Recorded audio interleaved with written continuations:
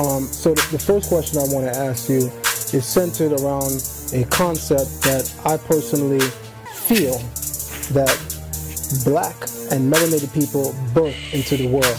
We're talking about the concept of God consciousness. The God concept, now when you talk about that, you're also talking about the inner part of Africa too. That's right. You're not just talking about Kemet. Right. If we deal with the term God as it was revealed through Greco-Roman thought as being a misnomer to correctly identify what Africans describe the Creator as, then I get that. The most important aspect of God, one, is righteousness. I'm not just talking about, a lot of people talk righteousness but are evil in their heart. They talk righteousness, but deep down in their heart, they are wicked and evil. Right? That's not God. We may acknowledge Israel as being Northeast Africa, but just like we also don't acknowledge God to crystallize and capture the essence of that creative force or forces, it just so rings the same that we don't allow the term Africa to define those lands, because that term is a very, very modern term. A very, very modern term. No, the term Africa is not modern. It's an ancient word. When you talk about Kemet, you're talking about a geographical region in which we call Northeast Africa, right? Which also includes the Levant period, the Levant area, and which also includes the Arabian Peninsula. That's right, sir. All right. I divorce myself from putting this on the term Africa, because even that is a construct that I don't give into, that I don't acquiesce to, that I don't embrace. I'm the master teacher in this, and I'm going to demonstrate that. Right? When I'm done, finish what I have to say, you're going to know that Dr. Issa has a PhD, right? And you're going to know that brother here does not, right? And this is the issue.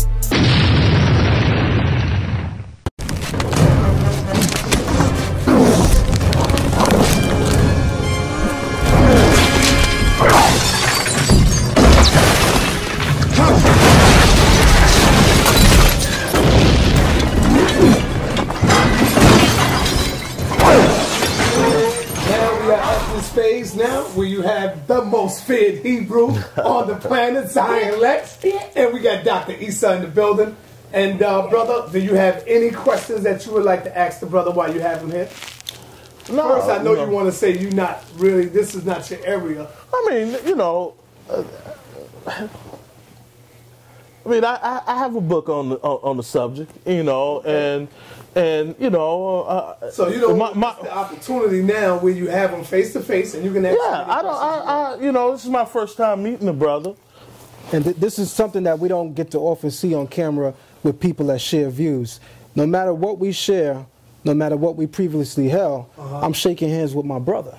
Right. And going into 2017, all platforms should be geared with beginning and ending on the notion that our differences don't separate this. That's right. You know, and my thing, I'm a master teacher, right? Not because I say I am, because I put in the work, right? I went the traditional route. I went the classic route, just like a lot of brothers did. I learned on the streets, from the community, from my uncle. Start reading Dr. Ben, Dr. Clark, listening to the videos, Amos Wilson. But I also went through the university system. And one of the things I want to say first to the sa.neter family, the Black News 102, the House of Consciousness family, is that a lot of people are putting out this misinformation that because you go and get trained, it's the white man's education. As if Europeans have a monopoly on education. Right. Right? As if African people have not had educational systems for the last 150,000 years. Now, what it tells me is people really don't understand what education is. Real brief, education is this simple.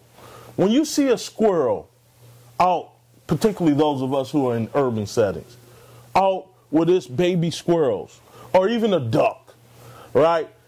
That mama squirrel is teaching that duck or those ducklets or those baby squirrels how to survive in a hostile environment, how not to get eaten by a snake or a hawk or another predator animal, even human beings. That is education, right? Yeah. Basic education. It's not just about going to school. And then you have, for us humans, you have an advanced form of education. Then you have education that we get from our communities, from our religious settings.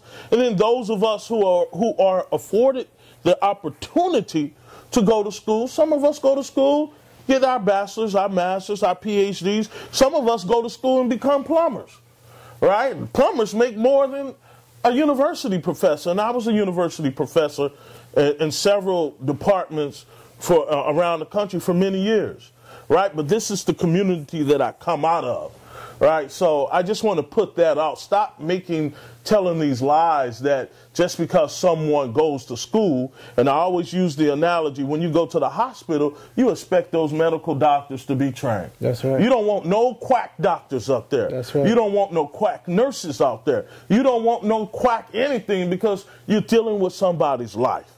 So have respect for the social science tradition too, because it is a lot of training that is involved to get someone to the level in which that I'm on. And I want to congratulate you for talking to be lecturing up at Temple. The founder of that department of Temple University, African American Studies department, is Dr. Malifia Asante, who's one of my mentors, right? And so I've lectured there before.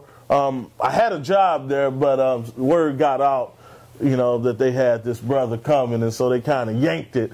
But it's all good. All the haters out there in academia, y'all know y'all haters, but it's all good. God got my back. That's right. But no, that department had produced the world's first PhD in Africana Studies. So to be there and lecture like Brother Sunjati and Brother Issa and other cats, that's a big deal. So congratulations. And this tradition that we're on, I'm going to come on in a couple of weeks, in a week or so, and do a PowerPoint on the history of this tradition that we call the conscious community. And it's going to blow a lot of people away. So I just want to make that statement first. Stop hating on people because you got cousins who went to school. You got cousins that are doing real good right now in elementary and middle school and high school. But we got other family members who hate on them because they have decided that they're going to not be in the streets and discipline themselves to go out and get a skill and further their education. We need these skills. So the first question I want to ask you is centered around a concept that I personally feel that black and melanated people birthed into the world. We're talking about the concept of God consciousness, being aware of the God force within you as well as the God force without you, right? That ultimate paradox, right?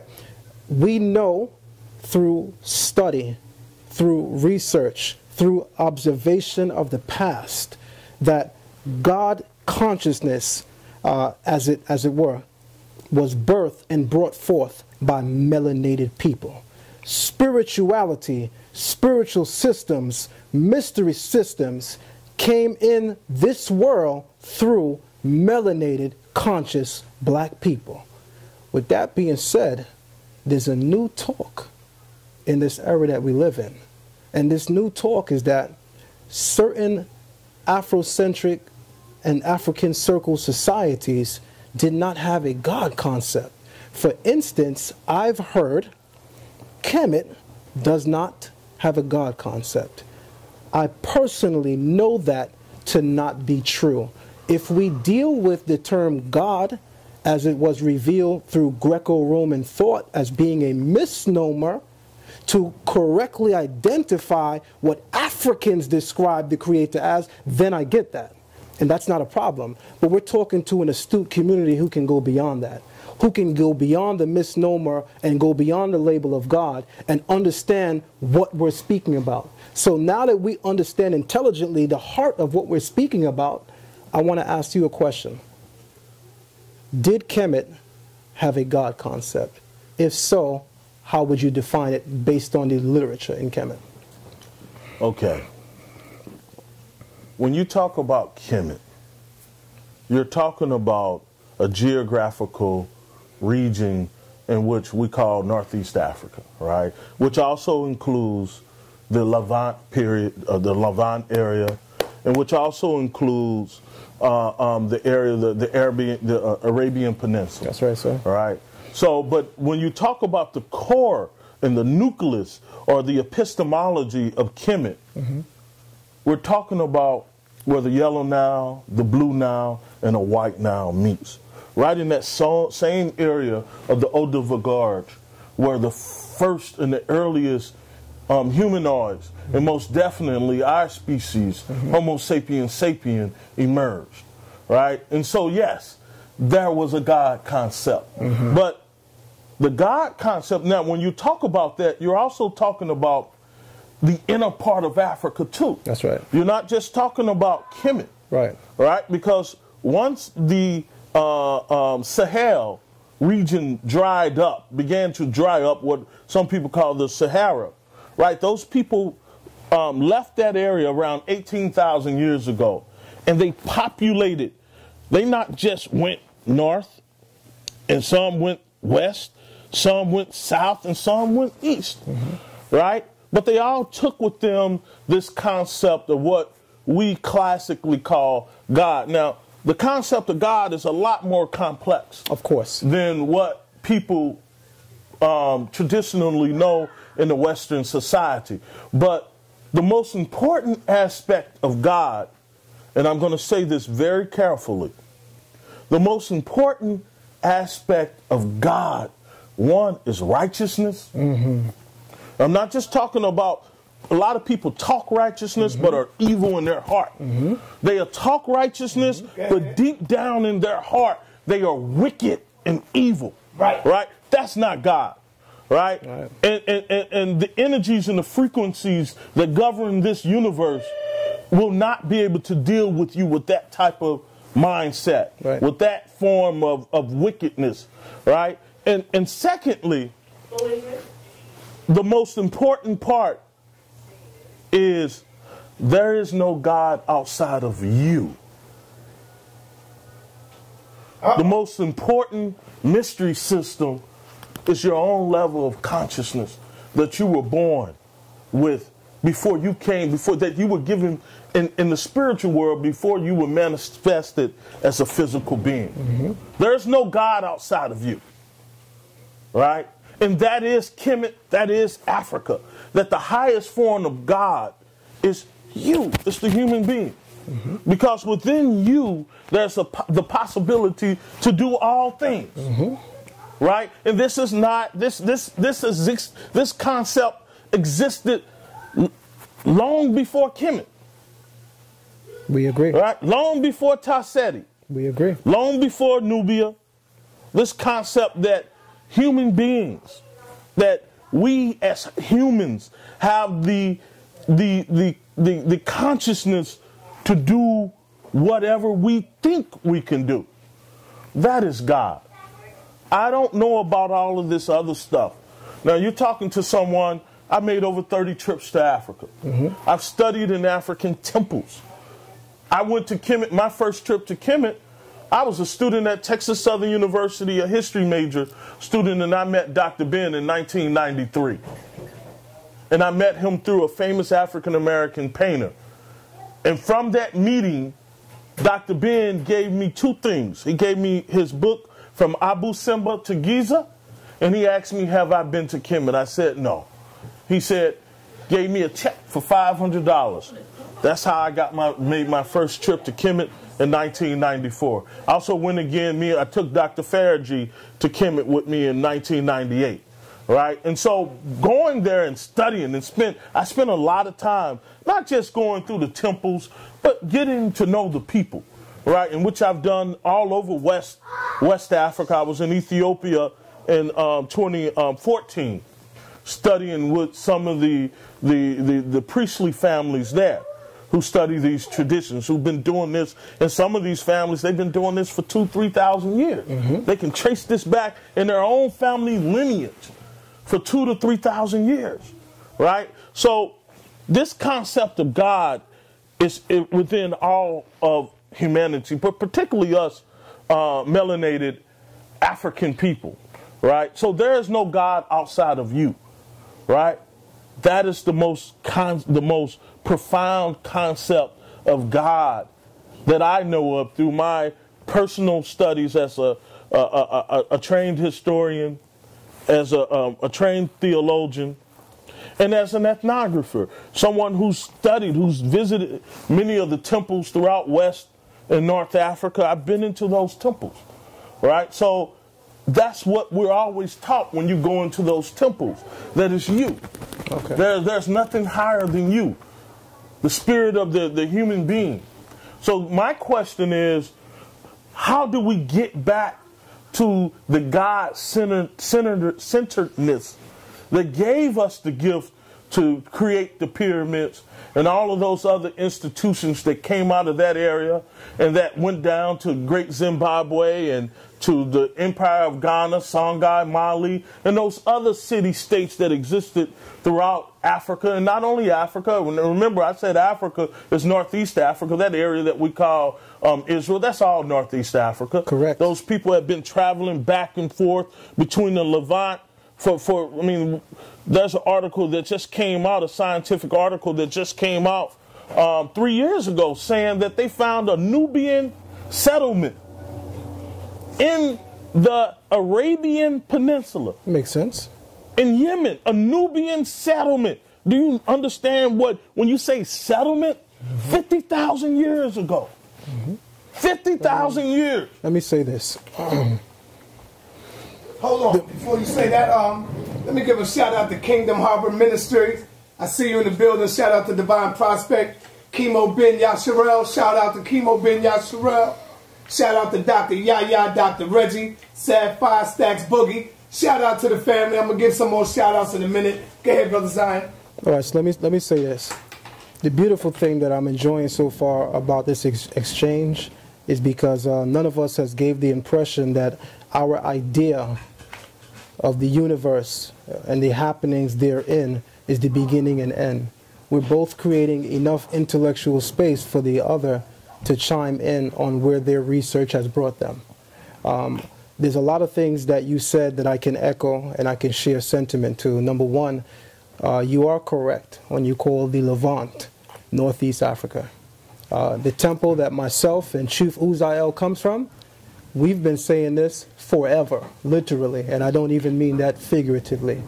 In fact, the temple that we actually come from, behind the podium is a big, big flag of Africa, of which we include Israel as being the Northeast. When you go into Israel, when you get into the southern part, there's a memorial there to this day which overlooks Judah, and it says that Israel sits on the African tectonic plate. Geographically speaking, that would mean Israel is part of Africa. We have no problem acknowledging that. We are not those group of Hebrews who speak about anti-Africanisms.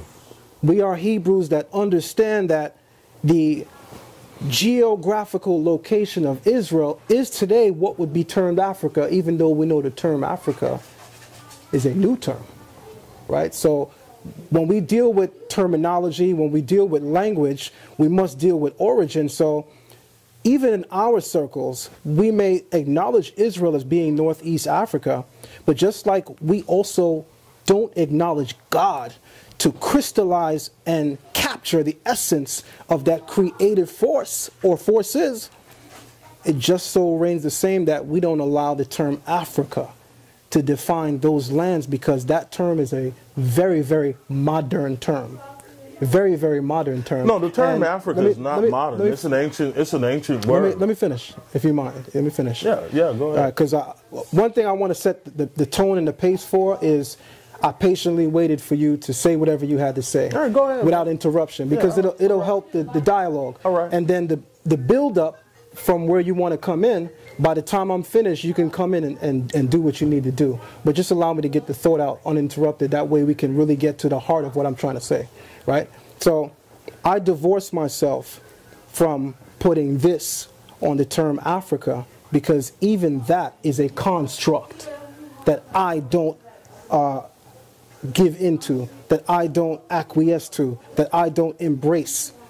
I understand linguistics, I understand language, I understand the origin of things. Therefore, I cannot fully embrace a construct, a social construct, such as the terminology Africa.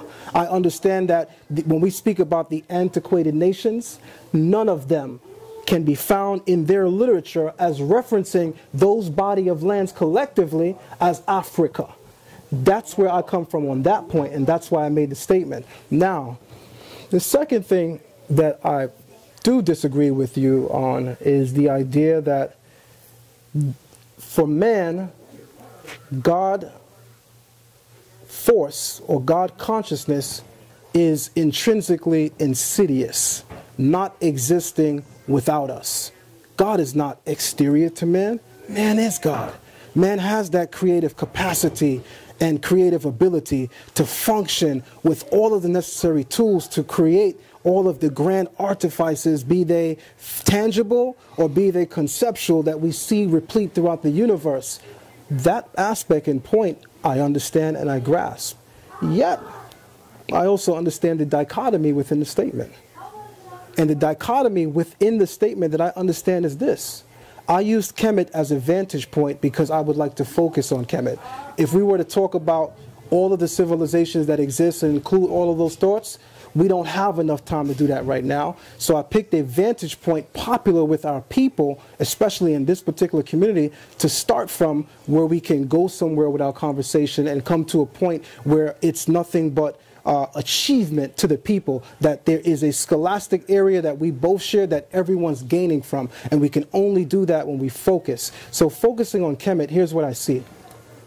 When you look at the literature in Kemet, we do not see man operating independent of the creative forces of the universe. In fact, in Kemet, we see that man has what's called a beginning. Here's a little philosophy one-on-one. God, by nature, by design, cannot have a beginning. If so, you cannot have called it or termed it God. The term God, as we understand it Hebraically, means immeasurable energy, Elohim. It's literally the word for immeasurable, intangible energy in the Hebrew language, in Hebrew paradigm. Energy cannot be created nor destroyed. It has no beginning and it has no end.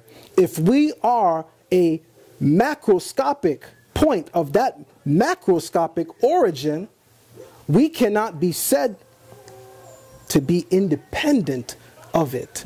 We coexist with those forces. All of the forces inherent within the universe contributed to who we are. Focusing on Kemet, I read of a Netcher by the name Khnum, who was shown molding man on a potter's wheel. Explain to the audience. And what he's doing, we'll get there. What he's doing as he's molding man on his potter's wheel is he's giving man his shape and his form, bodily. Right? Here's the first thing I want to say. Where in academia do we credit the invention of the potter's wheel to Kemet? This is very important. I want to get close to the camera while I'm making the statement. Yes, thank you. This is very important. Literature of Kemet, we credit Khnum molding man on a potter's wheel. I have a simple question of which I will also answer. Where in academia do we credit ancient Kemet as creating a potter's wheel? The last time I checked, academia credits Sumer with the invention of the potter's wheel. So if Sumer, according to academia currently, is the one that gave us the potter's wheel, then that means the very idea for the instrument that Khnum is molding man on is coming from Sumer. logically thinking, it would lead me to believe that possibly, quite possibly, the very idea may have also came from Sumer if the very artifice he is working with came from Sumer. Second and last thing I want to say, and then you can rebuttal anywhere you want, you asked me to chime in on the word neter, of which I will. There's 3 periods in Kemet where we see that word take a linguistic change. We know in the, thank you very much, we know in the latest periods, which would be closer to the period that we enjoy right now, it would be neter. We know that when you go back to like Middle Kingdom, it would be more like netra. And we know when we go into Old Kingdom, it would be more like nedja. The Sumerian word for what we're calling God, consciousness, or supreme creator, or supreme being, is also nedja in their earliest forms. And the glyph for it is a star. The same star you see on the pyramid ceilings in the pyramid of King Unas, designating all of the Neteru. But we see it early in Sumer. So here's my point, focusing on the word neter now. The symbol or glyph for neter is a flagpole. What's so significant about that? There's a flag on a flagpole. In order for the flag to move, because it's certainly not moving on its own, we're going to get a little philosophical for a second. The flag is not moving on its own. It requires an unseen force acting upon it in order for it to react and move. Here's the first thing I want to say. If the ancient Kemetics conceptualize nature, the universe, today they say nature, but I'm saying the universe, the creative forces of the universe. If the ancient Kemetics envision and conceptualize the universe being symbolized through the moving of a flag, that means in Kemetic thought, in Kemetic practice, and in Kemetic conception, the idea of God is that it is an ultimate, supreme, hidden, like Amun, the supreme deity of Kemet, an unseen force. Unseen. But we laugh and scoff at the Torah. Your God can't be seen. Well, the very glyph for neter is a flagpole. And the idea implicit is, what is that which causes the flag to move? Wind. But then we say, hold on, because we know who did that. That's Shu. Shu is also a neter. So the idea in ancient Kemetic conception is that that which governs the universe is an unseen higher force. The Torah is saying the same thing. So if your argument is that we got everything from you, that's a whole nother argument. But if your argument is that we got everything from you, but our idea of God is incorrect, then I would call the people making those claims incorrect. Because so far, there is correlation in principle and idea. The idea that the Hebrews saw that the created universe was moved, brought into existence by an unseen higher force. And that's the idea implicit in the flagpole. Now, there's 2 arguments. The second argument is this, and I'm going to tear that argument on camera right now. The second argument is this. It's not a flagpole. It's a... I'm listening. You're bringing it up. All right. I mean, I'm listening. I thought you were aware of it. I'm going to say you're being very dogmatic, too. Okay. With your time. Let me finish. Yeah, with your time. I apologize. I'm going to let you speak as long as you want to make your point. No, I'm not going to speak as long as I want. What I want to say is this. The other idea of what that glyph may be, they say it's an axe. Here's the problem with that. If the idea implicit in that glyph is not a flagpole, but it's actually an axe requires the skill and workmanship of a human being or someone else. By definition, the concept of God requires no one else. By definition, the concept of God requires no one or no thing in order for it to act. So we know it's not a damn axe, because an axe requires the skill and workmanship of an exterior outside force. such as the flag, also relying on an outside force. So we don't want to say that the glyph is an axe, as some people have presented, and these are some Afrocentric scholars who I will not name out of respect for their legacies and the fact that they're no longer here. But there have been some that say that that's actually an axe. But if that's the case, then I would definitely tell those who say that, then you cannot think for a single second to equate that idea with what the Hebrews are calling Elohim. Because Elohim acts on its own without the intervention of anyone. Elohim is without beginning and without end. Elohim is literally in Hebrew energy, which cannot be created or destroyed. So if we're going to compare and contrast God concept, and we're looking in Kemet and saying that ours comes from Kemet, then you have to do a much better plan and idea of coming into our literature and making those claims. All right.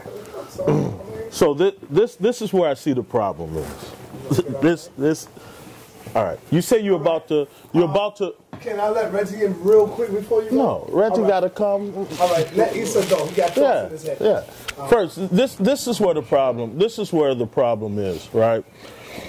I think your issue of chronology is wrong, right? That's first. Your issue of chronology when you try to compare Samaria to Kemet, right? And I think Sumeria, because Samaria is a whole different empire. All right, Sumer, all right? It doesn't matter.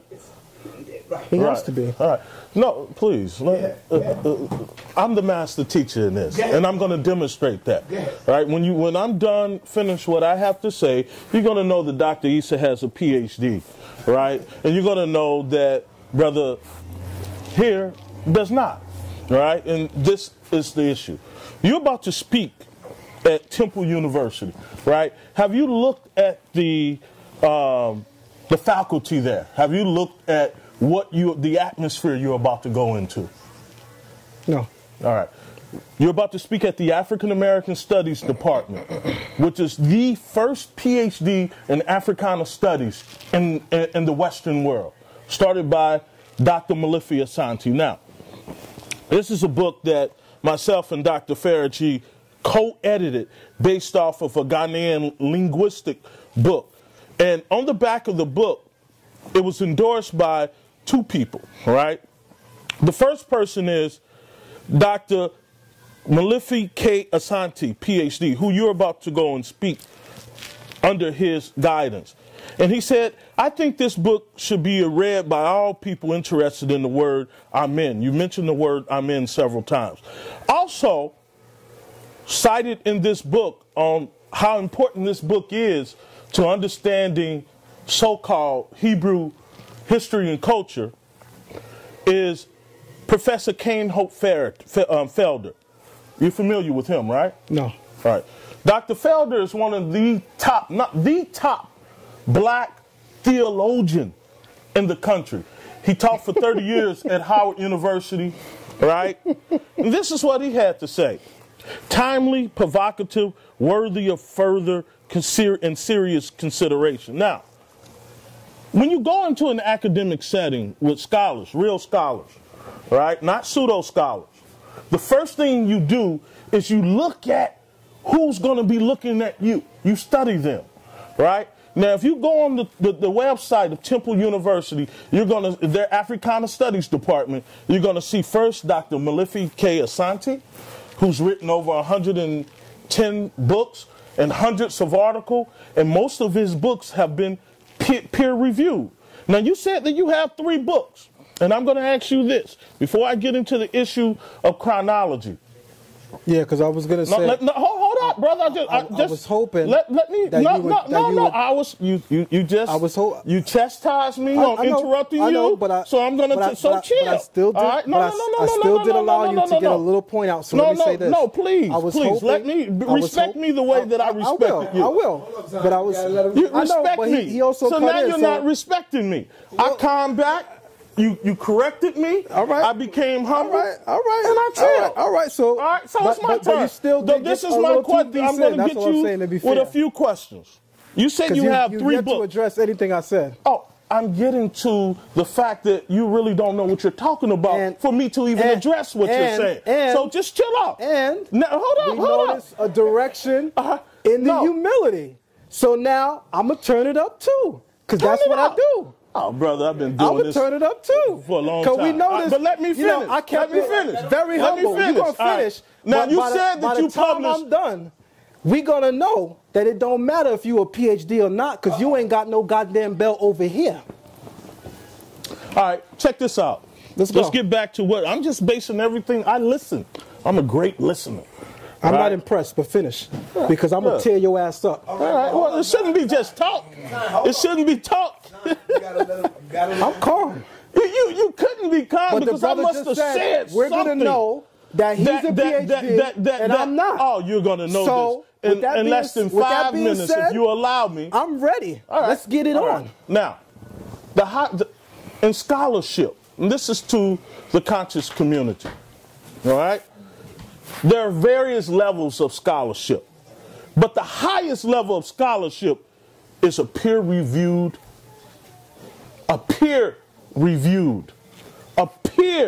P-E-E-R, reviewed document, meaning that whatever you write, you have to blind it, send it to a school of people who you are within the subject that you are dealing with, that you say are experts. They will look at that blindly. You won't even know who looked at it. And then they will get back to you.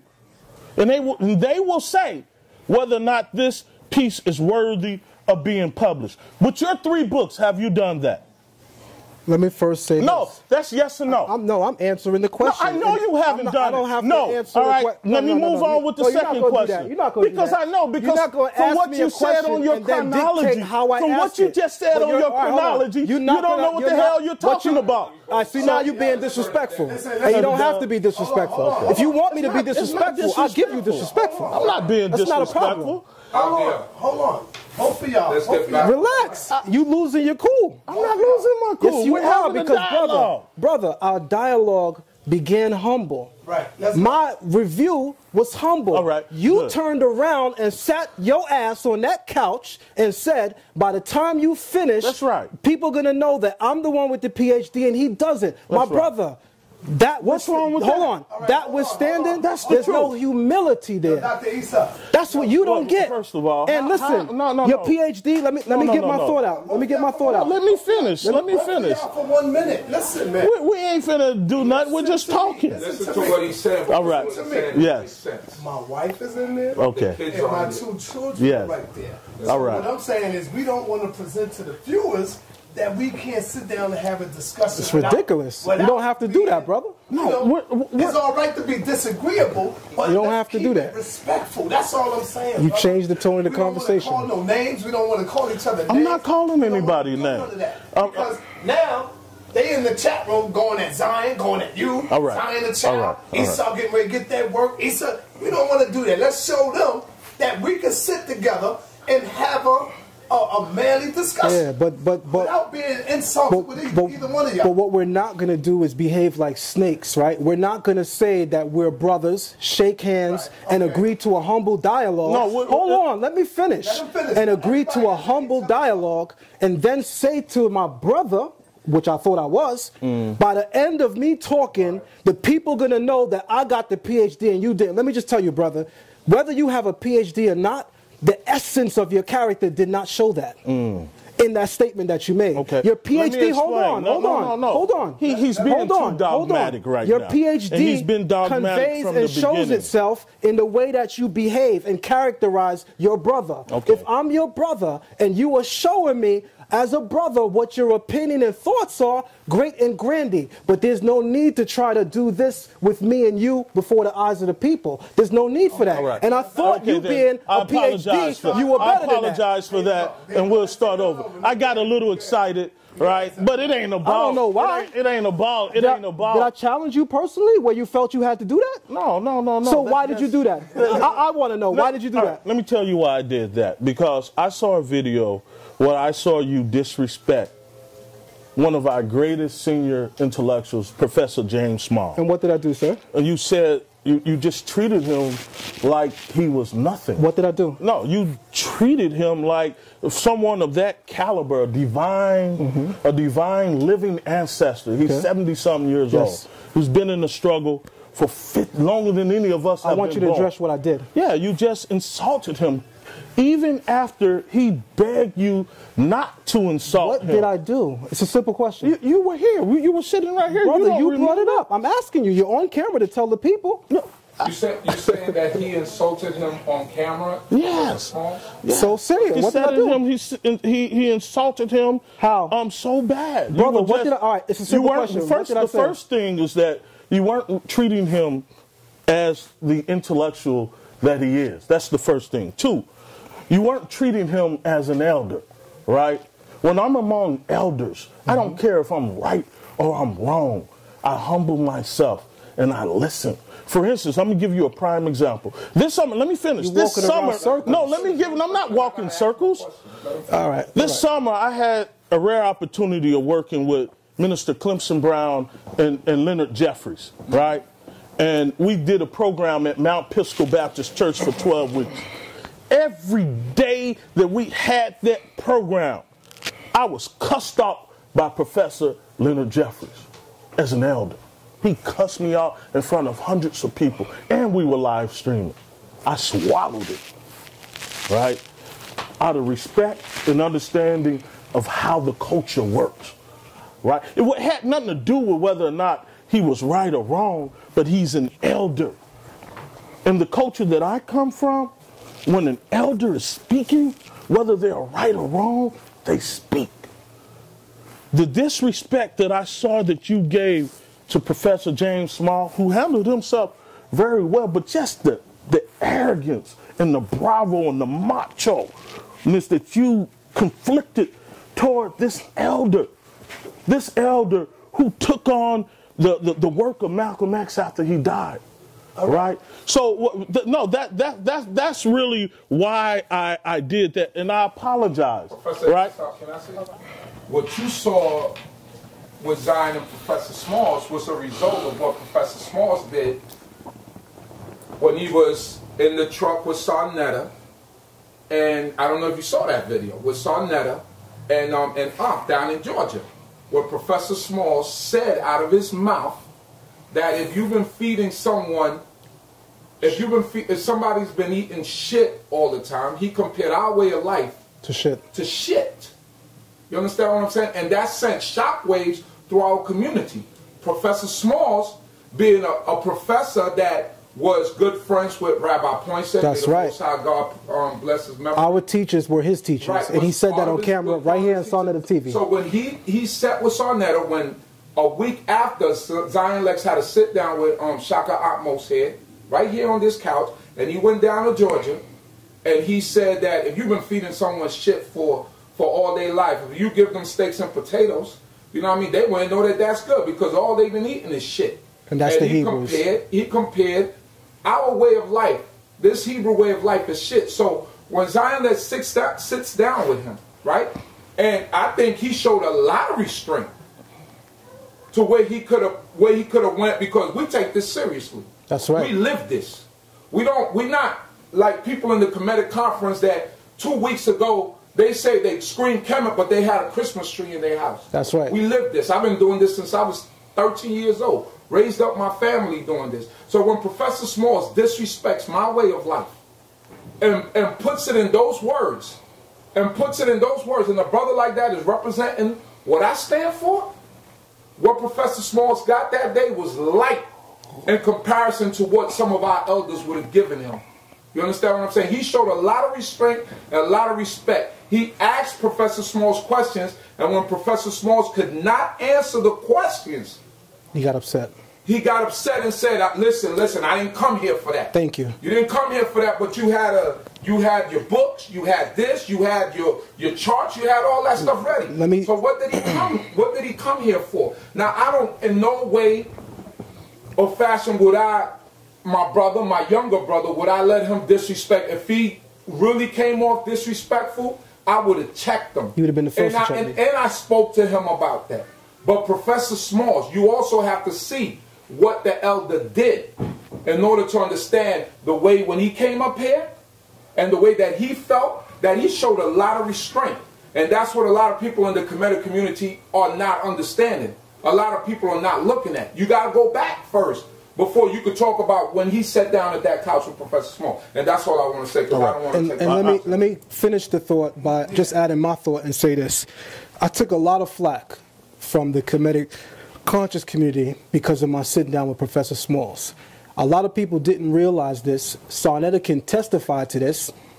Almost a couple of months prior, Professor Smalls was in Georgia and referred to our way of life as a piece of shit. And since that day, he said that to sa.neter. sa.neter can stop me now if I'm telling a non-truth. Since that day, I said to myself, I want to sit down with Professor Smalls. Why? Because I know that Professor Smalls has in times past told me right in front of sa.neter while Shaka Amos was sitting here that some of the teachers in the Hebrew community were in fact his teachers. So for him to come now and put that kind of level of disrespect on our way of life, knowing that he was taught by these same teachers that who are my teachers, it was very insulting to me and to my community. I said, you know what? Instead of going on camera and doing what everybody does, making a diss video like it's hip hop, I said, he's an elder with extensive knowledge. He is going to be called to the gathering of the masters meeting on the couch in the next week. So if he could deal on the master level with masters, certainly he won't evade questions from a youngster. And I sat on that couch, and sa.neter can tell you, you've never seen me on camera that humble. Never. I allowed the professor to speak. The professor put his hand in my face and said, listen, son, don't do that. And I said, Professor, am I insulting you? What am I doing? I'm simply asking you a question. The professor's body language changed. His hands began to shake, and I calmed down. When the professor left the building, surely I did turn up. But I showed that elder all of the respect that he deserved in that moment. But based on everything, I can't put the same respect that you or others may put on him, because at the end of the day, he said on camera that he did not come to have a debate with me. He did not come on camera to answer my questions, but sitting on his lap, look at the goddamn videos, is a big scroll of a Kemetic timeline that traces back to 8,000. He has a stack of books on the couch, yet the people allowed him to say he didn't come for a debate and he didn't come for an extensive dialogue. When he's sitting there with a timeline on his lap and a stack of books next to him, correct me if I'm wrong, sa.neter, all I asked him was questions, which I had every right to do so because that's what he agreed to come to. He agreed to come and sit down and be asked questions by me. My questions were not arrogant in nature. I did not ask them with a spirit of arrogancy. I was humble. Mind you, what I did cut myself on was when he left, I turned up in a very young man way. Right. Nobody in the Kemetic community can handle me. Your master teachers is running out the building. Yeah, you know, I got the edge off. But you know what? When I got home and I thought about it, what did that do for me? God get the glory for anything that makes me great. I didn't do nothing. And my big brother right here got on me for that. He said, you know what? You messed up. If you would have just shut up and go meet Mfudiji or agree to have another sit down, you would have been seen as the wise one. You know why? Because Professor Smalls agreed to sit down with you. And because you asked him questions, he got upset and unraveled. And it took him off his square. You should have let it be at that. But no, you decided to also include yourself in the L because you had to turn up. I'm a young man. Chastise me for it. I'll take that. But I will not stand for people telling me that I was blatantly disrespectful to that man and cannot even tell me what I said that was wrong. Because when you look at the video, all you see me doing is showing that dear elder who my father, my blood father, has a lot of respect for, and came at me for how I acted after Professor Smalls left. But even he agreed. Why did Professor get so angry at you? He's sitting there with a timeline on his lap. He's sitting there with a stack of books. He agreed to have a dialogue with you. Could it be that the young man may have possibly been able to stand on his square? Maybe that was it. Okay, so now with that, let's try to do this all over. All right. And if you have any disagreements with Zion, we could settle that off the camera. I got you. The people are in here to see a powerful scholarship dialogue between two intelligent brothers. All right, so let's give doubt. them that. Let's not cheat that. And yo, listen. I'm trying to watch the goddamn Giants after this. This is the payoff. And we got to go to Brooklyn. How many minutes we got? How many minutes we got? The Giants come on about like a little after 4, but I want to get this over. All right. Yeah, see, 4:30. All right, let me make this statement. I'm going to make two quick statements. It's going to take me less than 3 minutes to do it, and then I'll let him chime in. One, as I was saying, the highest form of anybody can publish a book, right? You got kids publishing books now, right? The best way to publish a book that's going to stand the test of time is to get it reviewed by a group of people and who you say that you have an expertise in. This is why I tell people I'm not an expert in everything. And no real scholar will say that they are an expert in this.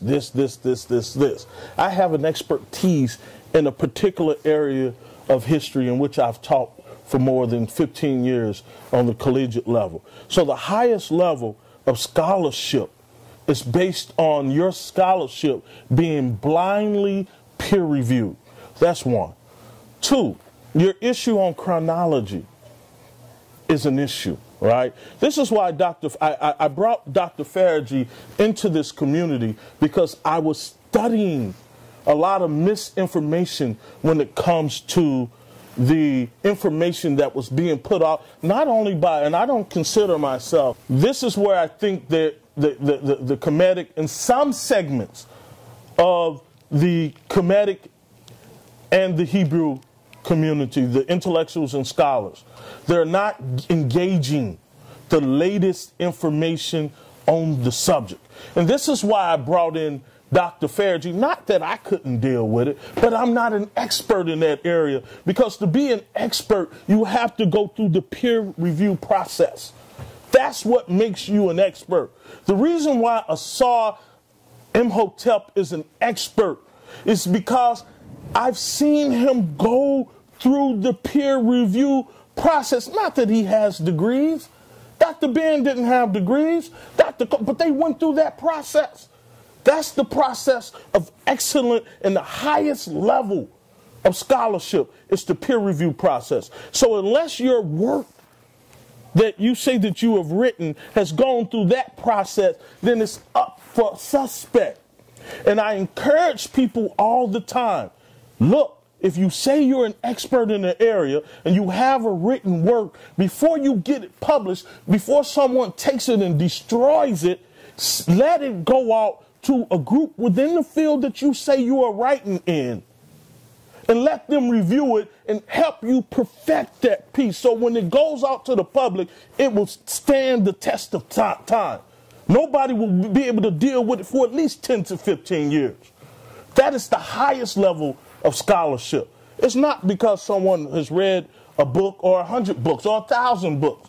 It's not because someone has written a book. But you allow the process to work, where you send it out to a group of people and they will review it, right? And they will get back with you and say, this is what you need to do. That's what makes it. Now, with that said, and I'll finish in less than 1 minute, you have to tell me, what are your sources, right? What are your sources? What sources are you dealing with? Is it archaeology? And if it is archaeology, name those sources. If it's ethnography, name those sources. If it's secondary sources, name those sources. You can't just make blatant statements on chronology, on issues of chronology, where I'm sitting and listening. I'm like, oh, this cat ain't even got the chronological events right, right? And so that's what I meant. Now, I didn't mean to, I'm Bravo too, right? I'm not as flashy as you. That's the New York style. I guess I got to get some flashy stuff because you look pretty good in that. And I like the red, black, and green with the gold and the flash. That's a nice mix. But if you are comparing Kemet, the world's oldest civilization, to a younger civilization without properly citing primary sources, right, within your chronological sense of events, then there's going to be problems. There are going to be serious problems. And lastly,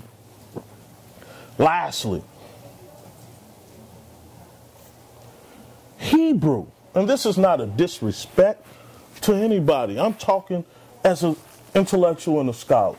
This is why I brought Dr. Faragee in. But I could have said the thing, but not as eloquent as he is, because he reads and writes in all of those languages, and all of his stuff goes through a peer review process, right? As we stated, to really understand Hebrew culture and Hebrew script, you got to understand Ethiopia. Even Rabbi Ford, in whom I've seen you reference many times, right? Sometimes accurately, sometimes not accurately. And I say that because I'm a Garvey scholar, right? My publications are on Garvey, right? Outside of this, all my other publications are on Garvey, right? So anything about Garvey, I can tell you on the drop of a dime. That's what my doctoral PhD dissertation is on, the Garvey movement in Louisiana. Rabbi Ford left the U.S. in his later years and moved where? To Ethiopia. And what did he do while he was in Ethiopia? Right? That Ethiopic script, which is a Cushite script, it's the origins of what we call Hebrewic. That's why I had Dr. Faragee to come on and run it down, and he gave out sources. Look, deal with these sources. Deal with these sources. Not to be arrogant, so that we all can start dealing with some original stuff from some of the latest scholars in the field, so that our stuff will be tight. So when we get on sa.neter and other places, people are going to say, oh, these Africans got it together. They're not only dealing with the subject, but they're even critiquing our stuff. And I know everybody out there has the debate who say that they're scholars have the capability of doing that. And that's my basis. Now, I apologize for being wrong earlier. That was wrong for me, and sa.neter was even worried about that coming in. I didn't tell him what I was going to talk about, but I didn't mean to get you all, young liar. A lot of people don't be seeing it in the background because they think, oh, sa.neter does this. He puts a... No. The first thing I said to you... You told me on the phone. What I said? You said, Doc, I don't know, man. I know Zion, and I know you, and... I said, there's going to be some problems. I don't want to hear y'all argue. Because y'all got the same type of... Right. I was like, no. Because we heard you without no interruptions. Go ahead, Brother Ty. Thank you very much. And let's shake again, brother. Absolutely. And I apologize. I sincerely apologize. And I apologize, brother. That won't happen again. That hit you in the gut. Oh, no, brother. I got a chin like Mike Tyson, brother. All right, go ahead. All right, so let me say this. The first thing I want to address is the barometer by which we measure the standards for academic scholarship. In the spirit of our dear brother Malcolm X, whom I let a little further than in my schooling. I'm a college graduate, John Jay College. My uncle is a PhD holder, and he's also the Dean of Studies at John Jay College, as well as Pace University. And his brother, my other uncle, is also a PhD holder with a double master, and is also a Dean of Studies at Pace University. So I definitely come from a family of academia. I want to make that clear. We have to be careful when we use certain language to set the barometer by which we measure the veracity, listen, key words, the veracity of truth in a person's words. Malcolm X was able to speak at prestigious universities throughout the globe, and he had no paper. He also had no academic peer review on the truths that he conveyed in the community. Yet that did not put shade on the veracity, key word, of the words and strength of which he brought that truth to power. What we have learned throughout our history, especially when it comes to our leaders of old that we put on these pedestals, is that historically, some of the greatest leaders to arise in our community are those who withstood the conditioning process of being in academic settings. Hence, many of them didn't go through in those schools because what the schools wanted them to go through. You see, when we make, I'm a PhD holder and I'm peer reviewed. I'm a double master's and I'm peer reviewed. The barometer by which we measure the veracity of a melanated man's words, I don't speak for no other man but me.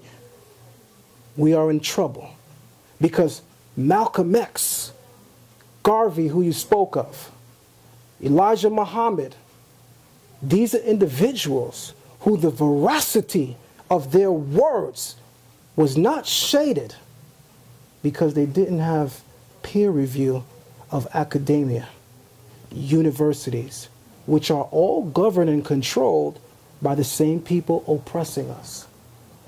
But I'm the head of the Black Studies Department. What's the difference between... Well, that's not true. That's not altogether true. Let me finish, brother, because I thought we just agreed to something. Maybe I'm wrong. You see, this goes back to the conversation I had with Sarah Sutton Seti. When the information becomes oppressive to the mind, you see the action and the reaction in the people who can't still.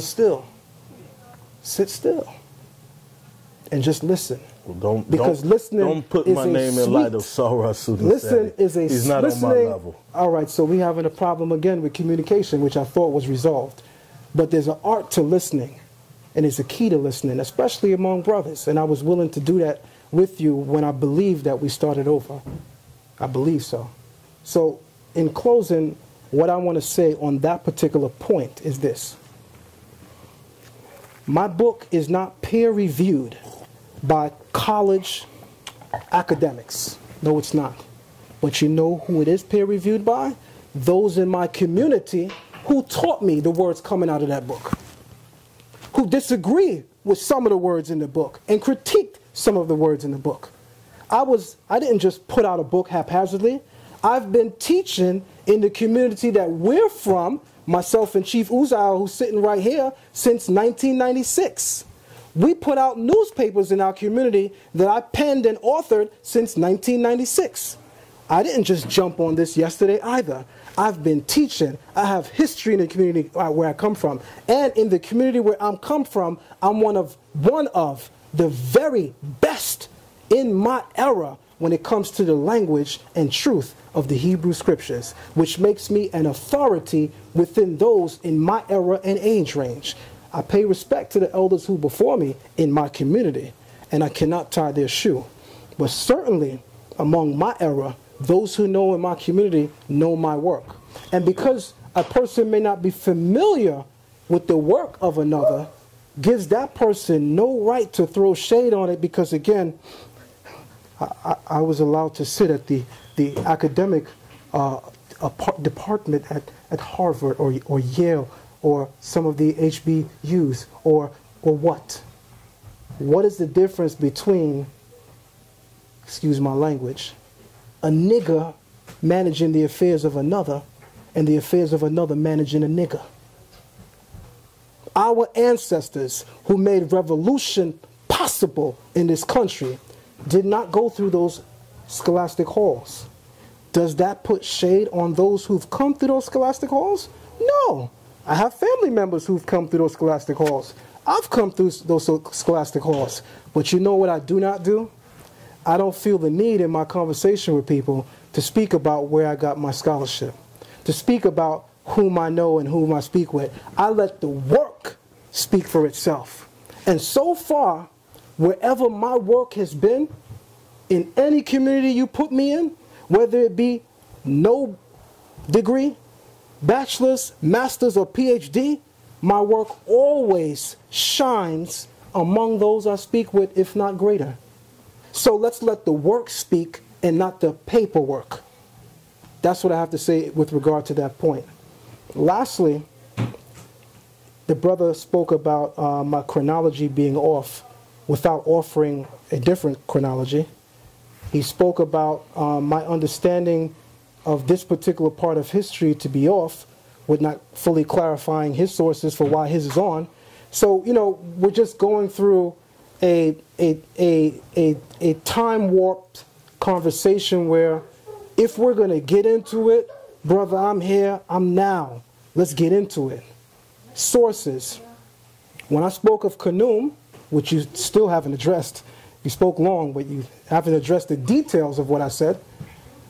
When I spoke of Kanum, molding man on the potter's wheel, and I spoke of that being chronologically after it was already done in Sumer, I'm quoting the work of Samuel Noah Kramer, who's one of 3 top authorities when it comes to Sumer.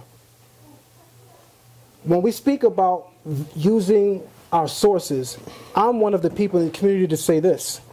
Let's interrogate our sources. Let's interrogate our sources.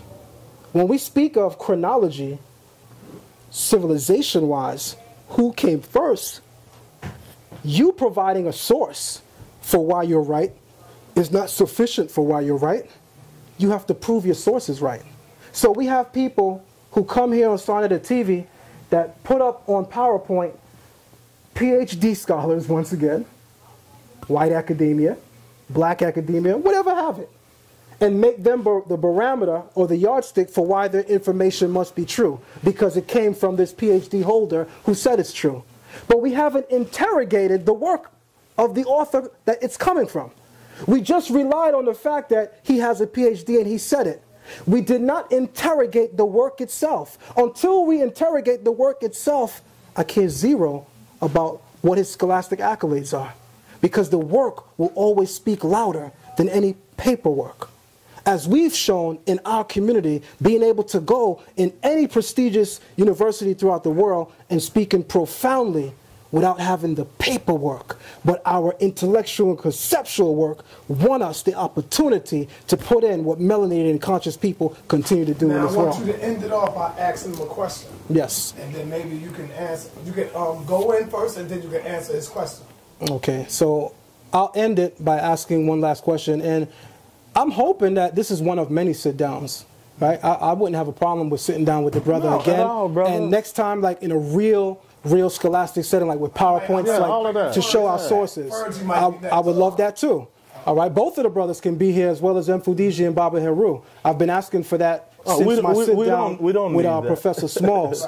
But what I'm saying, is this, and I'm hoping we can keep the answer to this question on topic and not talking about PhDs. Let's just try to answer the question, because we're not seeming to get there yet. We're evading the question without answering the question. So I'm hoping that the good brother will answer the question. What is the earliest historical and, more important, archaeological reference, and we're talking about in terms of dating, chronology again, of the 42 laws of Ma'at in Kemet? Chronologically, what is the earliest piece of evidence where we can find all 42 laws of Ma'at present in Kemet? What era does that come from? Can you give me the date? If you give us a dynasty, could you possibly also tell us the pharaoh? And if you're just giving us a generalization, which we certainly can accept because none of us are the beginning and end of truth, if you're going to give a generalization, then can you at least give us like circa 1500, 1700, 1800, or again via dynasty? But what I would like to ascertain from you, being an Afrocentric scholar and having expertise in this area, is a question of dating and chronology. When can we date the earliest appearance of the 42 laws of Ma'at in Kemet, sources-wise, archaeological records that we can go and reference? Okay. It is pre-dynastic.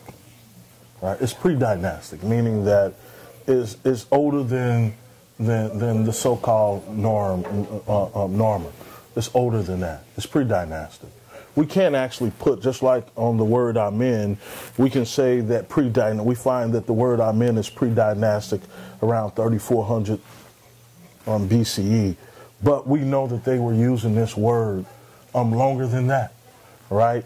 And so even when we talk about the areas that you dealt with, and what some people call, Dr. Reggie will say, this is Asiatic, right? Mm-hmm. But those areas were settled by Cushites.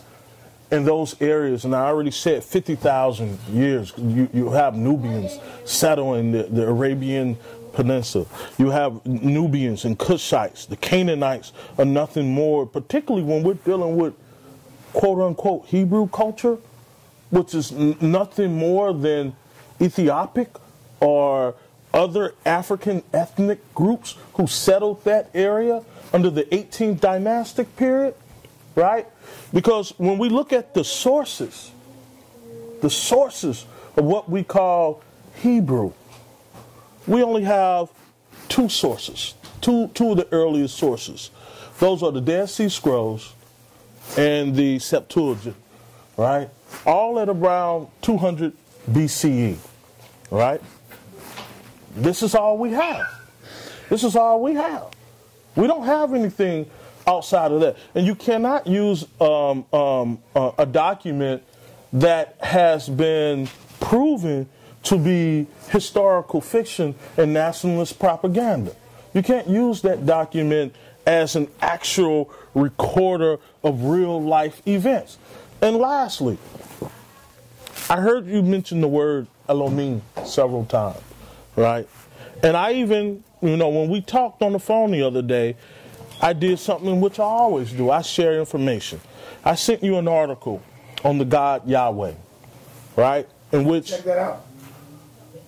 Did I check out what? The article I sent you on Yahweh. Yes, I checked it out in brief, not in full. Okay, so you could definitely delete it. Well, this is what I would suggest that we do then. What I would like to do is look at the works that you publish, right? That makes sense. And I'll give you a copy of what we have. I will give you a copy. I will have, I'm all out, but I have Dr. Faragee. He has a few copies to send you a copy. And your stuff can be found on, you say Barnes & Noble? Barnes & Nobles. As well as Amazon. Right. That's where I think where we should start then. Right Sounds there. Good. That's fair. And then let's come back. Okay. Right. And let's hash it out solely on the sources. Again, I want to apologize to the community. I was not getting Bravo in the sense that you started taking off your jacket. I was like, oh, what's going on? Is this New York style or what? But I was for me, that would be the equivalent of a brother saying, let me roll up my sleeves and get the work in. Listen, at the end of the day, you are my brother. And I want to give you a shake of hand again. You are my brother. No doubt. We may have differences, right? Yeah, but those differences are still going to cultivate. Our differences cultivate growth. Yes. Because we will not fully understand the vantage point from which we think if you did not hear my difference of opinion. Yes. So I invite that. But I just want to in closing say this about the brother's response, if I can. And he can certainly take out a quick 60 seconds as well, because I'm going to try to make it as brief as possible. So I asked you a very specific question. I asked you, can you date the earliest archaeological reference to the 42 laws of Ma'at?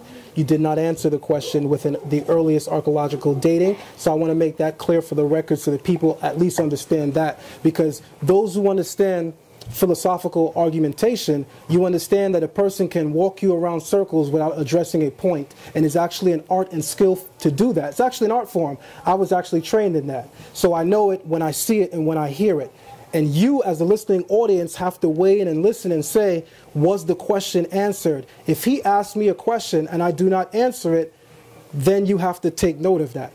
If I ask him a question and he does not or cannot answer it, then you have to take note of that. Our good brother told us that the earliest referencing to the 42 laws of Ma'at is pre-dynastic. But I said referencing, as in archaeological evidences that we can measure right now. He provided no sources. So that basically lets you know it does not exist. What he could have and should have done was been accurate enough to at least say the earliest rendering is from this period and here is where we can find it. Because then everyone would at least accept that. Until you do that, what you're doing is called walking around an intellectual circle of which you're going to meet me at every point. Just like a square can fit in a circle because it has 90 degrees and it's equivalent, no matter where you walk me around this intellectual circle, I'm going to meet you at every single point. I am very meticulous in what I do without the PhD. All right. No problem, brother. You just said that your family have PhDs, so you do give credence to that. to run a university setting, you need those type of skills to do that. We don't deny that, right? We don't deny that. You need We don't that. deny that. You need that. So there's a reason why people get skills. You're skilled in something. sa.neter is skilled in something. I'm sure this brother is skilled in something. So. Would you take a question from my brother? He's been dying to ask you just one question. No. What I want to do, to keep it scholastic, right? What I would like to do is examine your sources, right? Because your sources right there will give me everything that I need to do. Meaning you want to see the book? Yeah, I'm going to see the books. Okay, so you'll wait. I'm going to order the books. And you know what I respect about what you said? And this is going to come with no shade whatsoever. What you said is scholastically genuine, right? Because you're asking to look at my body of work that I've produced so that you can be able to verify it. You can be able to witness to what I'm saying from my vantage point and be able to interrogate it. And that's what you should do, right? Because if we're speaking about one another's points of view without interrogating our sources, then we're really not getting anywhere. And it does at some point become a battle of the egos. Yes. So I certainly understand that. But all I ask when I sit down with anyone is let's be scholastically fair. If I cannot answer your question, I am humble. I will tell you that is not my area of expertise. You know the one thing in life that I'm good at? No, there's actually another thing, but I won't mention that on camera. The one thing in life that I'm ready to reveal that I'm actually good at is the fact that when it comes to the Hebrew script, the language, and the text, oh, that's me. That's me all day. That's my area of expertise. When I step outside, I'm a Scorpio. Oh, Scorpio. November 7th. When I step outside that lane to do anything else, I might trip. I might stumble, I might fall, but I'm skating backwards and forwards, and I'm hang gliding and I'm riding on this Hebrew text. That's my area. And like you sounded like you were starting to say, the problem with people who claim scholarship is when they step outside of their area of expertise. Like, it'll be all good if people just speak from their vantage point and what they're good at, what they were trained to do. For instance, if you come out of college with a BA in business, I expect you to show me your BA in business-wise. I don't really want to hear too much from you in other areas because it's not really respected if it's not coming from your area of expertise. Not to say that you can't build expertise, but we certainly know this is the vantage point of your expertise. So in a nutshell, I am agreeing with you on the notion that we should all stay in our respective lanes. But I will respectfully invite you in the ring and say, if you want to get in this particular lane and put the Hebrew text up for scholastic interrogation, I'm ready to box, jab with you all day when it comes to that. I'm going to tell you, you know what would be a good discussion? Yeah. You and Dr. Wesley Muhammad, man. Absolutely. Absolutely. Oh, man, that would be a beautiful... And I have a lot of respect for Wesley him. Muhammad doesn't know what he's talking about. All right, and I've examined his sources. I'm doing that on his so-called study on Kim, and he is maybe that, but I think we're talking about generally. That brother's contribution. And mind you, I don't agree with everything he says, but I'm scholastically genuine and fair enough and honest enough to admit that, listen, just because I don't agree with a person's area of expertise does not mean that everything else they share is not right. For instance, we have people in the Kemetic community that I don't agree with everything they say, but I put respect on their methodology, and I put respect on their ability to articulate their thoughts on a high level. We're talking about Asar Imhotep. We're talking about Sunjeti. We're talking about people who have demonstrated academic training in these kind of settings, which may not be so much academic, and we know the difference. How do you view Ankh? How do you see Ankh scholarship? I view, and I got to keep it real, right? I think Ankh is a very intelligent black man. Where I disagree with Ankh is his leaning upon literature that our ancestors don't have their pen inscribed in. For instance, what I would love to see Ankh do is to speak about his faculty of evolution from the ancestors' words themselves. So when he goes into Kemet and he brings out everything that's beautiful in Kemet, he doesn't give you his opinion, he let the sources speak. He brings life to the sources by pointing to it to you and reiterating it to you verbatim. I would love to see him do that with his other ideas and concepts, such as his concept of evolution or African evolution. I would love to have him have the ancestors speak. Let their work speak, because the thing that has made us most great as a people is relying upon the traditions of our ancestors. That's what has kept us together as a people to this day. That's what defeated the spirit of slavery. That's what caused us to endure as a people today, to where no one and nothing can break us as a people. Only we have that power to do that. Dr. Issa, hold up, because now I want to get into where we can see where we can agree with each other. Right.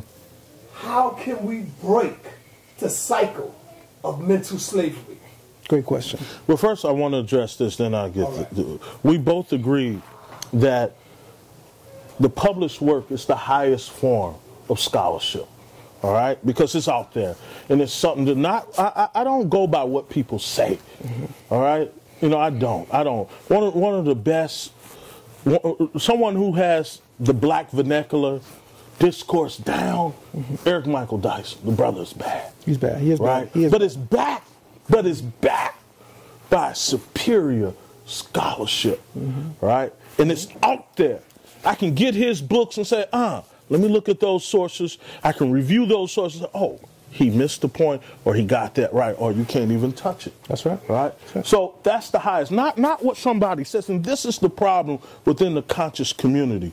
We are too intellectually lazy. I agree. So anybody can come out and say anything about anything, and our people who don't know nothing, they don't understand the concept of how to even someone saying this and that. No. The highest form of scholarship is the peer review process. So what I'm going to do with your work, brother, I'm going to give it some work. That's right. All right? That's right. I'm going to give your work some work. Everything that I've written, anything that I talk about is based off of what I have published on the record, and other people have taken it through time, right? What Brother Asar said is a clear example. That brother has no degree in the liberal arts. Right. He's a scientist. He's a mathematician.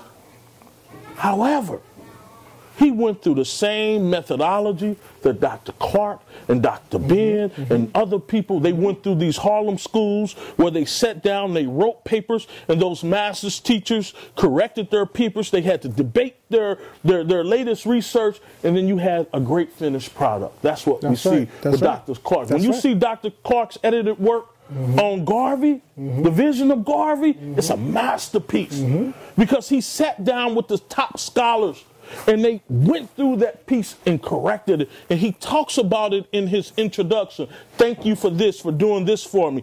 I thank this scholar for doing this for me, right? So what I have to do is get your work, right? And I'll say this to the other brothers who are scholars. Start writing your stuff down. Stop being scared. That's right. What are you scared of? That's right. All right? It ain't about how well you can verbally articulate it. Not at all. Because to spell, as I've said before, S-P-E-L-L is magic. That's right. And to get to that level of magic, you have to be trained and disciplined. To put a sentence together, it's not easy. To put a paragraph together, that's why people don't write. Because it's not an easy thing. You have to be possessed with that spell, that spirit of the spell, the written word. That's a science, a high-level science. All right? So we need to take our stuff to the next level. I agree. So that's what I'm going to do. I'm not going to talk about the verbal because that's not how I get down. I'm only going to talk about what you already have written. You said right here that you stand on that. My stuff stands on it, and we'll go from there. That's great. And we'll go from there. That's how it really should go. And in 2017, this is the direction of the dialogue. This stuff people out there talking about, I'm the good. It means nothing unless you take it to the next level. And if the people that you say you worship Dr. Ben, Dr. Clark, and all these George G. Jams, if they can do it, you can do it too. Damn right. And two of them didn't even have degrees. Think about it. All right, but their stuff is out there to critique. That's right. Dr. Ben didn't have a degree, right? None of them had degrees, but they were the baddest. That's right. Professor Smalls is not a PhD. He's not a PhD, and I don't know about his written text. Right. But Professor Smalls is so iconic because of the work that he done in the community is timeless. You can't put a time on it. So I'm going to deal with your written work, and I'm going to impress upon those who are calling themselves scholars in the conscious community to take it to the next level. So now, put out the written work and let's go from there. Okay. The psychological effect of slavery continue to haunt us. You see it on YouTube, how we look, we are thirsty to tear each other down. Where's that coming from, brother? What is the effect of that? Talk to us about the healing of that right now. The first thing we have to realize is that the formula for a slave is not just encoded in the Willie Lynch letters. The formula for a slave is actually encoded within our minds as we behave and react to one another. You can watch today's sit down with myself and Dr. Issa to see some of it as exists on both ends. Right. We got to take responsibility. You can look at any dialogue in our community and see that that formula exists not just, again, in the Willie Lynch papers, but in our own minds. We have to reach a level where we truly and genuinely understand that your brother is exactly that, your brother. And you must become his keeper. By keeper, we're also meaning his guard, meaning that fundamental rule, that golden rule, love your brother like you love yourself, right? We don't have that in our community right now, at all. And it is it's every man for himself. And it is the murder of that very sacred concept, which is indigenous to us as African people. It is the murder of that concept that can cause me to display any kind of hate for my brother and vice versa. Now, I'm going to tell you something. If we're not careful, I hope I'm not the only one that see this. But if we're not careful, even though we say Willie Lynch was not a real figure, but the words, when you read them words, you can look at it and see it manifested in the community. Listen. So what I'm looking at right now on YouTube is the elders versus the youth versus the elders. I see that shit happening right before our eyes. No, it's out of control. You got a group of young kids are now showing no level of love and respect for the older ones that been here. And then, you know, and I see the elder ones is going back, like trying to get that respect back, but they don't have no respect. And if we're not careful, they move you know what this is? What this is? I mean, I hope I'm not the only one that sees it. You're absolutely right. Everybody's saying it. Even Umar, what Brother Umar said when that whole thing with him and Seti, the first thing he said, we need to have a council of elders. And he didn't say nothing wrong. And there's nothing wrong. And like I was telling the brother, Professor Leonard Jeffrey, somebody I worship. We worked together this summer. It was a pleasure. I catered to him whenever I see him. But he cussed me out every damn time. Called me in front of everybody. And I swallowed it. I had to. It wasn't right. See, you better than me. No, but that's the tradition. That's the tradition. And I love you. He called me every name under the book in front of people, live stream, and I swallowed it because he's an elder. That's right. He's a divine elder. He's a living ancestor. He's not only that, he's a king. He's an actual king. He's a king in West Africa. But let's get back to what I said about how do we begin to deal with that. This is what I'm saying. This is what. Last week I got on and I said we have to elevate ourselves from conscious community to what? Conscious nation. I like that. All right? Yeah. When you start talking, because when we talk about the kingdom of Judea, we talk about those city-states that came together to make up Kemet, right? We're talking about nation building. And to have nation building, You got to have checks and balances. Absolutely. Right? You have to have traditions in place that everybody respects. Right. And if you don't respect it, then that's a major problem. And something could happen to you. That's right. Right? Right. I know this. I know through my travels in the villages in Africa, I don't care how bad an elder can walk out of the street naked. You don't know what spirits he's carrying on him. You can't say anything. You can't condemn that person. You just can't do that. Let me say, it is disrespectful. Let me say this. Because all of us are going to be elders one day. Let me say this. And when I speak, I try to speak in my lane. So I try to draw from my area of expertise, which would be our Hebrew literature. We put and emphasize a lot of respect on elders in our culture. We certainly do. One of our golden rules is to show respect to those who are before us in age and experience. One of the laws within the Torah is to rise before the gray head or the hoary head, the person with experience and age and wisdom. We rise. So in our temple and in our community where we come from, and he can tell you, he's sitting right there, and he can stop me if I'm telling something different than we've observed the last 25 years, and him longer than that. When an elder walks in our room, if we know them or not, if they are Hebrew Israelites or not, we rise.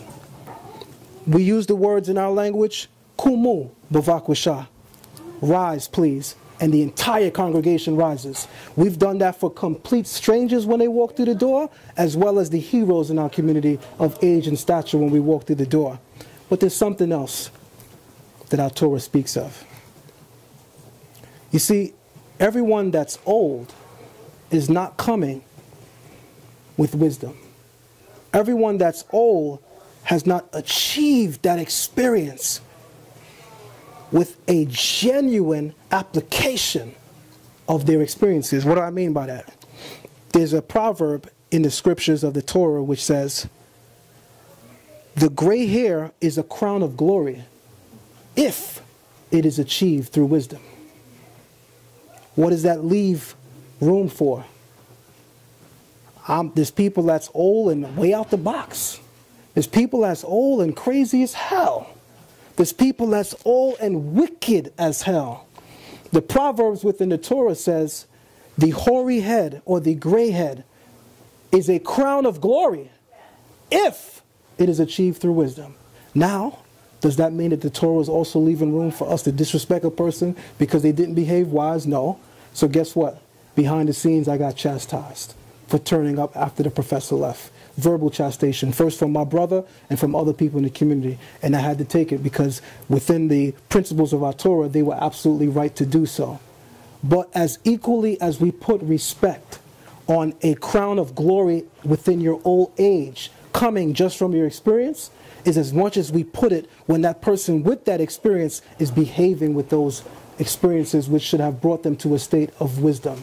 So I don't want to take that away from the work of Professor Smalls, and the only thing that I can say is I hope me and him could sit down one day and come on camera and right that wrong before the people and have an opportunity to really, really show brotherhood. And well, that's what I want to hear. You know, because I don't care if the person is Chinese. That's right. European. If you're an elder, you're an elder. That's how it is in our community. You know, I'm 48. I'll be 78 in 30 years. You're 11 years older than me. Right? So I know that I want to treat people the way I want people I treat people. I want people to treat me the way that I treat them. That's right. Right? And so to me, even for me, that's why I said when Professor Jeffries, he's an elder. He's been through it. He's seen more than I've seen. I wanted to be like him. I wanted to be like Clark growing up. Right? And they told me what to do to be like them. Right? I can't, even in their old age, you know how we get when we get older? Right? We forget things. We feel we can say anything and we do. And that's right. Right? That's right. So, but because of our years on this earth and I've experienced, they have a right to say that at that time period. They have that right. And we have a right to honor what they say. And if they get too buck wild, there's a way to deal with that. That's my own That was my sole premise. Agreed. Is to deal with that. And everything else, like we said, we're going to deal with things correctly. That's right. It's not about what you say when it comes to the scholarship. Put it down, because once you put it down, you open yourself to be interrogated. That's right. Even me. I have a piece that's coming out on Garvey with 30 of the top Garvey scholars that just met in April in Richmond, coming from all over the country. And they critiqued my paper to the point where I didn't agree with 90% of what they said. Right. I didn't. But that's the process. One day right? you got to tell your history. Yeah, we'll do that one day. But now, I want y'all to close out. I want you to close out first, and then Zion, because he's the guest. All right. For the Yes, sir. I'll deal it real quick. We got to move to back to nation state consciousness, right? And once we do that, because to run the nation state, you don't have a lot of time for foolishness, right? What we see that's going on in the conscious community, it's only because we don't have, as Dr. Clark said, what Garvey came to do for us is to remind us of our nation state consciousness, that at one point in history before enslavement, we ran our own city-states all over Africa. We ran it. We had kings, but they were not totalitarian dictatorships. They were checked by councils of elders. They were checked by the military. They were checked by the women's group. They were checked even in Africa today. A king can be stripped and beaten if he's out of order. If he goes totally against the principles of I've seen it with my own eyes. Right? There are checks and balances in the system. And so when we got these young folk going around talking about a lot of stuff, they don't know what they're talking about. And it's mostly because we got to look at ourselves too and what we've done. Just like what you just said, how it started off, well, not how it started, how it ended up a few minutes ago, how it looked like there was going to be beef. We have to blame ourselves, as you said. Right? And so, yes, there needs to be a council of elders. Brother sa.neter, you are the leader in this black conscious movement, social movement that's on social movement. You are the leader in this. And I think that you should be sincere, as you already were, and say, hey, I'm going to call a date, Black History Month.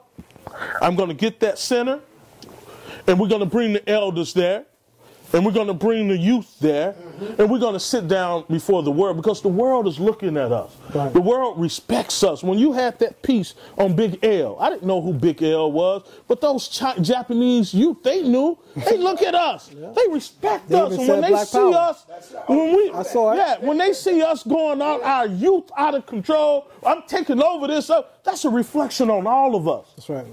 That's a reflection. So I think that's what you should do. You should take the lead. You are the grandfather of all of this. That's what I've been saying ever since I've met you. This is you the grandfather of this. All of these cats come out because of you. You created all these platforms. All these monsters. You should bring everybody together. Right? Now, of course, our historical enemies won't like this. Right? And then when I say our historical enemy, I'm not talking about just so-called race. I'm talking about the enemies within. Within, right. Right? That's what I'm talking about. Right. You don't see me getting into all of this black, white, because I know how evil and wicked we are. That's right. My stuff in Delaware, a lot of it was us. A lot of it. It was us. Right. Participating in the evil. Gatekeepers.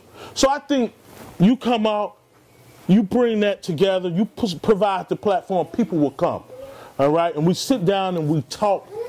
We heal, we do whatever we have to do, and we go back out and we act like we are the people that we say we are.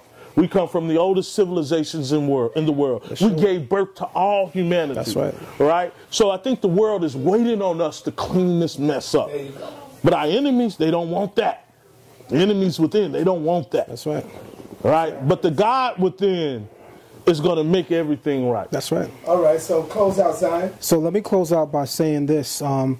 So far throughout our dialogue, I've heard a lot of Garvey, right? Which is something that we can all share in common, right?